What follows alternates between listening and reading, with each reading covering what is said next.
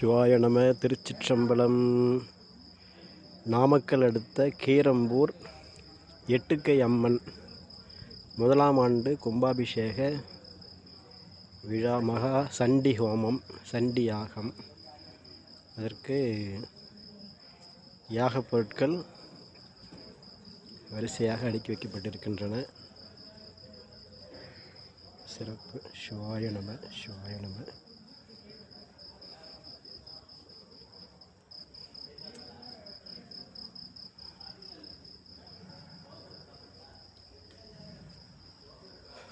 எட்டுக்கை அம்மன் திருவடிகள் போற்றி போற்றி.